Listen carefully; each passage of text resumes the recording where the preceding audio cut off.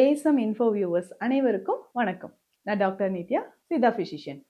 இந்த பதிவில் நம்ம என்ன பார்க்க போகிறோம் அப்படின்னா, நரம்பு சம்பந்தப்பட்ட பிரச்சனை உங்களில் நிறைய பேருக்கு இருக்குங்க. இடுப்புல இருந்து கால் வரைக்கும் எனக்கு நரம்பு இருக்கிற வலி இருந்துகிட்டே இருக்கு. முக்கியமாக பெண்கள் இதை பற்றி அதிகமாகவே சொல்லுவாங்க.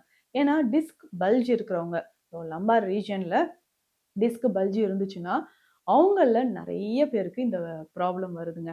அதாவதுங்க, நிறைய பேருக்கு டிஸ்க் பல்ஜ் ஏன் வருது? ரொம்ப நேரம் உட்கார்ந்துருக்கிறது, அதிகமாக வெயிட் லிஃப்ட் பண்ணுறது, ரொம்ப தூரம் ட்ராவல் பண்ணுறது, இல்லை அப்படின்னு சொன்னால் கால்சியம் டிஃபிஷியன்சி இருக்கிறவங்களுக்கு, இல்லை ஒரு சிலருக்கு அதிகமாக சர்ஜரி பண்ணியிருக்கலாம். ஸோ இந்த மாதிரி காரணங்களால டிஸ்க் பல்ஜ் ஏற்படுது. இது செர்விக்கல் ரீஜன்லேயும் வரலாம், லம்பார் ரீஜன்லேயும் வரலாம். அதாவது கழுத்து பகுதியிலையும் இடுப்பு பகுதியிலையும். இடுப்பு பகுதியில தான் பெரும்பாலும் நிறைய பேர் சொல்ற ஒரு விஷயமா இருக்கு. இதனால என்ன ஆகும்னா, கால் வரைக்கும், இடுப்புல இருந்து நேரா கால் பின்பகுதி குதிகால் வரைக்கும் நரம்பு அப்படி இழுக்கிற மாதிரி வலி இருக்குங்க. இதுல அந்த பெயின் என்னால டாலரேட் பண்ணவே முடியல, தாங்கவே முடியாத ஒரு சயாட்டிகா பெயின் அப்படின்னு சொல்றோம். ஏன்னா இந்த சயாட்டிக் நர்வ் அப்படின்னு சொல்றதுதான் நம்ம உடல்ல இடுப்புல இருந்து கால் வரைக்கும் நீளமாக இருக்கக்கூடிய ஒரு நரம்பு.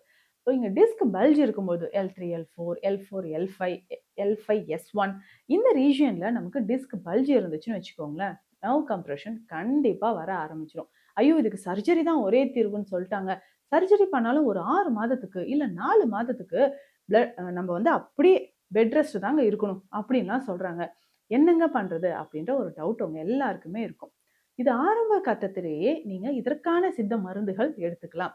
சித்த மருந்துகள் எடுக்கும்போது அதற்கான உணவு முறைகள் ரொம்ப ரொம்ப முக்கியங்க.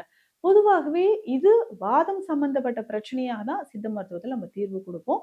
அதே மாதிரி நரம்புகளை வலிமைப்படுத்தக்கூடிய மூலிகைகளை நம்ம சேர்த்து கொடுக்கும்போது உங்களுக்கு இந்த சயாட்டிகா பெயின் அப்படின்னு சொல்றது காணாமல் போயிடுங்க.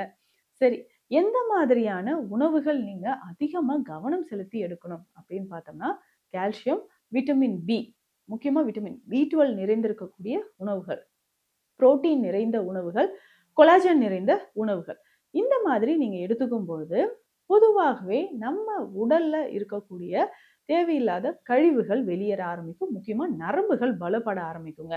நரம்புகள் வலிமையாகிறதுக்கு இந்த உணவுகள் எல்லாமே நீங்க ரெகுலரா ஃபாலோ பண்ணிக்கிட்டே வரணும். சரி, அப்படி இருக்கும்போது இந்த விட்டமின் பி அண்ட் கால்சியம் நிறைந்த உணவுகள் அப்படின்னு சொன்னா கீரை வகைகள் ரொம்ப ரொம்ப யூஸ்ஃபுல்லா இருக்கும். அப்படி பார்க்கும்போது முருங்கை கீரை ரொம்ப முக்கியம். சிறுகீரை, நிறைய பேர் சிறுகீரை சாப்பிட்ருப்பீங்க, நல்லாவே டேஸ்டா இருக்குங்க. சிறுகீரை, மணத்தக்காளி கீரை, தவசிக்கீரை. ஸோ தவசிக்கீரைலாம் பார்த்தீங்கன்னா அத்தனை விட்டமின்களும் சேர்ந்த மாதிரியே இருக்கும். இந்த கீரையெல்லாம் பயன்படுத்தும் போது நமக்கு இடுப்பில் இருக்கக்கூடிய வலி, நமக்கு இன்ஃப்ளமேஷன் குறைய ஆரம்பிக்கும். இதுல முக்கியமா இன்னொரு விஷயம் சொல்லட்டுங்களா? லட்சக்கொட்டை கீரை, இது கேள்விப்பட்டிருப்பீங்க. ஒரு மர வகையை சேர்ந்தது. வீட்டுக்கு முன்னாடியோ இல்லை நிறைய பார்க்லலாம் நம்ம பார்த்துருப்போம். லட்சக்கொட்டை கீரை அப்படின்னு சொல்லுவாங்க, நஞ்சு முட்டான் கீரை அப்படின்னு சொல்லுவாங்க. 2 இலைகளை எடுத்து சூப் போட்டு குடிச்சாலே போதும், இடுப்பு பகுதிக்கு அவ்வளோ வலிமை தரும். இடுப்புல இருக்கக்கூடிய அந்த இன்ஃப்ளமேஷன் குறையிறதுக்கு இந்த கீரை ரொம்ப ரொம்ப முக்கியமானதுங்க. சித்த மருத்துவத்துல என்னென்ன மருந்துகள் நம்ம எடுக்கலாம் அப்படின்றத பார்க்கலாம். முக்கியமாக இதுல உளுந்து தைலம் இல்லைன்னா மாஷ தைலம் அப்படின்னு சொல்லுவாங்க. இந்த உளுந்து தைலம் தினம்தோறும் உங்களுக்கு எந்த வேலை எப்படி இருந்தாலும் சரி, டெய்லி ஒரு 10 to 15 மினிட்ஸ் இதை இடுப்பு பகுதியில் ஜென்டலாக மசாஜ் மாதிரி பண்ணிடுங்க. மசாஜ் மாதிரி பண்ணிட்டு அதுக்கப்புறம் இதில் ஒற்றடம் கொடுத்துக்கிட்டு வரணும். ஒற்றடம் கொடுக்கும்போது இடுப்பு பகுதியில் இருக்கக்கூடிய அந்த டிஸ்க் பல்ஜ் கொஞ்சம் கொஞ்சமாக குறைய ஆரம்பிக்கும். ஸோ இதை தாண்டி நீங்கள் உள்ளுக்கு எடுத்துக்கக்கூடிய விஷயங்கள் அப்படின்னு பார்க்கும்போது தினம்தோறும் தயிர், மோர் இது எல்லாமே உணவில் சேர்த்துக்கோங்க.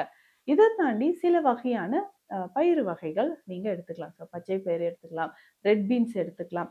ஸோ இது எல்லாமே ராஜ்மா அப்படின்னு சொல்லக்கூடிய ரெட் பீன்ஸ், ஸோ இதுவும் நம்ம எடுத்துக்கலாம்.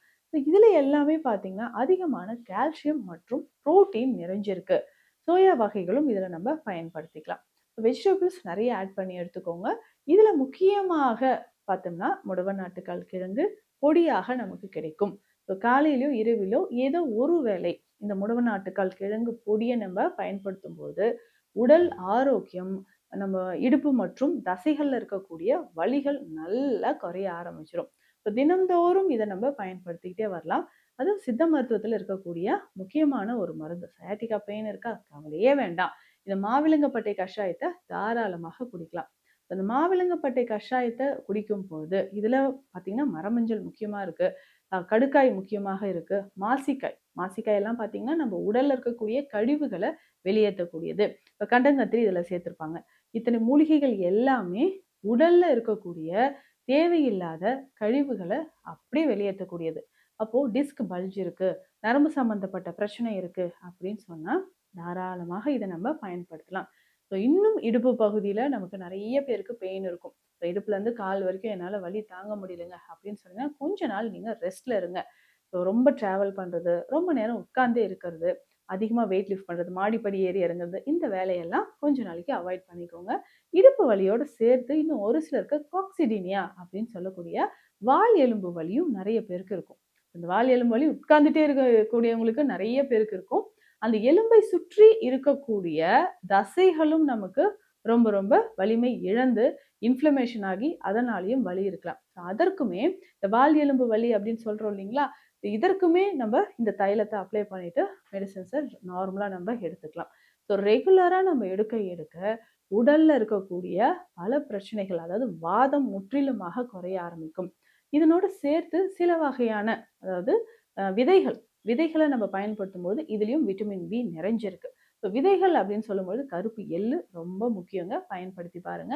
கருப்பு எள்ளை வந்து முளைக்கட்டி நம்ம பயன்படுத்தலாம், நல்லா வருது. அதுல அதிகமான கால்சியம், விட்டமின்ஸ் எல்லாமே நிறைஞ்சிருக்கு.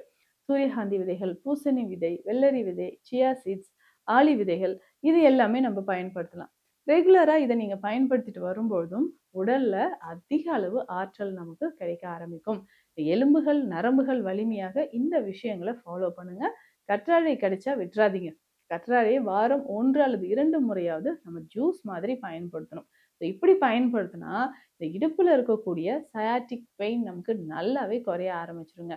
இன்ஃப்ளமேஷனை குறைக்கிறதுக்கு என்னென்ன வழிமுறைகள் இருக்கோ, புற சிகிச்சைகள் கூட இருக்கு. நீங்க மசாஜ் தெரப்பி எல்லாம் கரெக்டா நீங்க எடுத்துட்டு இதனோட சில வர்ம சிகிச்சைகளும் எடுக்கும்பொழுது அதுக்கப்புறம் ஒற்றடம் கொடுக்கணும். ஸோ சரியான முறையில் ஒற்றடம் எல்லாமே சரியாக நம்ம கொடுத்துட்டு வரும்போது இடுப்பு பகுதியில் இருக்கக்கூடிய வலிகள் நல்லாவே குறைஞ்சு சயாட்டிக் பெயின் நமக்கு டெஃபினட்டாக குறைய ஆரம்பிச்சிடும். ஸோ இடுப்பு வலி இருக்குது, டிஸ்க் பல்ஜ் இருக்குன்னா கவலை வேண்டாம். சித்த மருத்துவத்தில் இதற்கான தீர்வுகள் நிறையவே இருக்குங்க.